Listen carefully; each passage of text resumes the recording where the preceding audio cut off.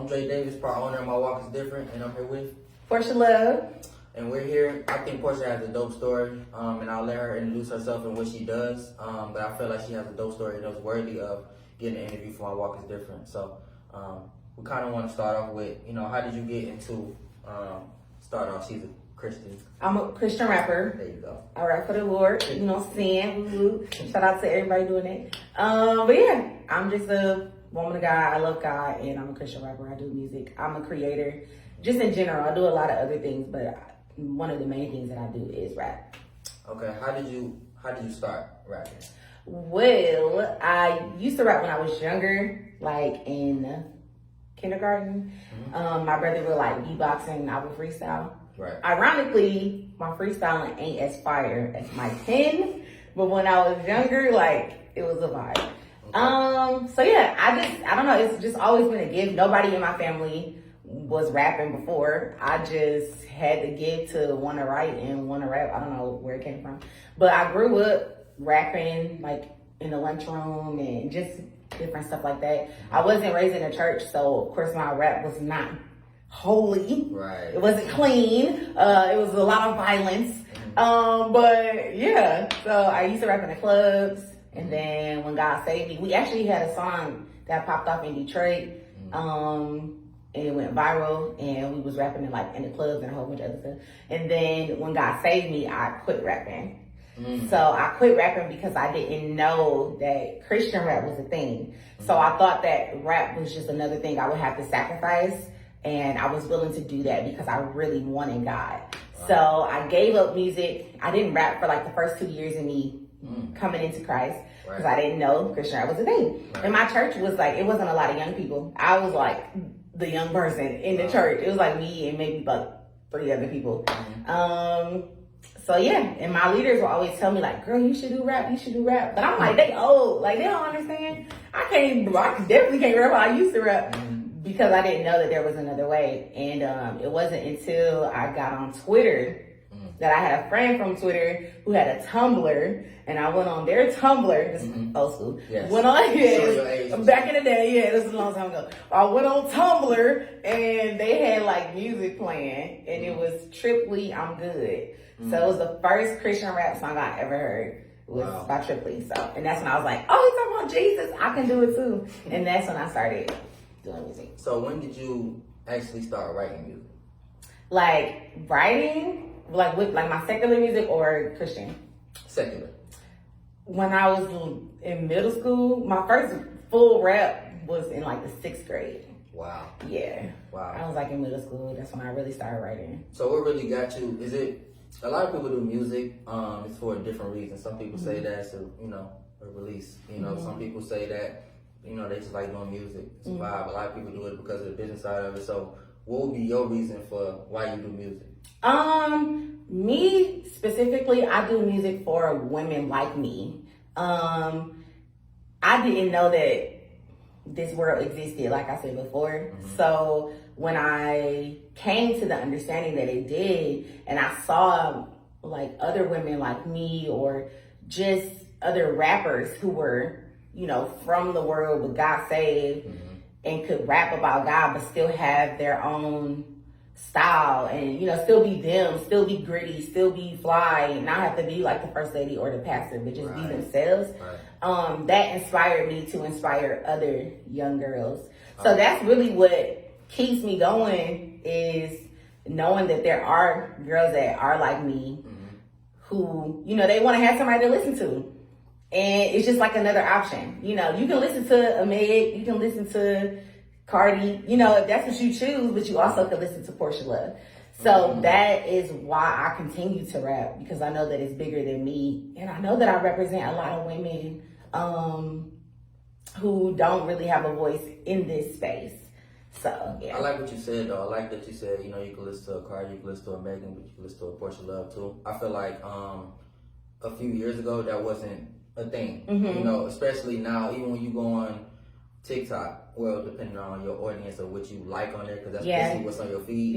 But for the most part, on My Walk is Different, I follow a lot of Christian TikTokers. So I get top 5 Christian artists. So they throw people out there, and it surprised me. They even do a comparison. This is, the Christian version of Drake. Like, and it's like, that ain't no. Yeah. It's always to gonna be like that. Like, let me go listen to him. Yeah. And I get to, I'm like, you ain't Drake, but it's I like alive, your music. yeah. So it's a lot of people out here. Like, so it is an avenue for Christian rap. Yeah, absolutely. So it's no. I feel like it's not a reason anymore for people to say it's not good. That's the reason why people always try to go with the secular music and over a Christian rapper or a gospel artist or whatever. They say that the music is not up to par, but it's music out here using the same beat. Exactly. I know a lot of people that actually got when I was doing music, man. D was actually saying that we was gonna rap over all Detroit beats. And I which is a vibe, which is something I'm trying to do. 100%. So if you a Detroit producer, hit my line, okay? Actually, can link you with somebody. Please do, because I need a Detroit beat. Yeah, but I thought that was dope because I think that the people that catch that the beat catch their attention. Yeah. They that's a great way to pull them in, and it's like, okay, now it's Christian rap, but it's nice. Like, yeah, it's a vibe. It's not corny. It's not lame. Like, literally, the quality of Christian rap nowadays is competing with mainstream. Like, it's really fire. Like, the mixes are fire. The videos are fire. Me and my girl one day, shout out to one day, just shot a video. Don't worry about it. Like, in the video was fire. Like, all of the spots were black owned, by the way. And it was just like, it was a vibe. So I definitely know that our music, our sound, our lyrics, our style, like all of that is up to the level of mainstream. We just don't have as much money yet, but we definitely like got the talent, and the quality will speak for itself. So yeah, I feel like it's a lot of rappers that you could put up and be like, okay, yeah. Like they do this thing on Track Stars where it's called Line for Line. So they take a secular artist and a Christian artist and they battle them, like whatever, like line for line. And they determine like which song was better based on the secular and the Christian rapper. So they did that with me and Lizzo, and I won. So shout out to Lizzo though, I love Lizzo. But yeah, it was a vibe, so you can actually do that. Like, our music is like up there for sure. You just gotta find the right person. I agree. So how did you and MWID link? Well, that's my dog, you know what I'm saying? That's my girl, that's my homie. So me and MWID been friends for a long time. I actually met her on Twitter. So when I mentioned Twitter earlier, it was around the same time. Okay. Because when God saved me, I deleted all my social media. Okay. And I only got a Twitter because I didn't have it when I was of the world. So I was like, let me just try to get a Twitter since I don't got nothing else. Right. So I ran into her from, I think it was like hashtags. I just hashtagged like CHH, which is Christian hip hop. Or I think I did like Christian female rappers. I can't remember, but she popped up. So I hit her up because I'm like, girl, like, let's link. I don't really got a lot of friends. So was you aware of her music before? I think I heard one song. Okay. I can't remember what song it was, but this was like in 2013. Wow. Like, this was a long time ago. Wow. So I hit her up and I was like, girl, like, let's do a song. And she was like, okay, let's do it. So we just did it. Like, it was a couple, like a snare and like the beat was real basic, but it was fire. And we just rapped on it. And we've been friends ever since. And she moved from Houston to Atlanta. She started working for Reach. She got signed. Oh, is she from Houston? Yeah, she's from Houston. Wow, okay. Well, she's from Nigeria.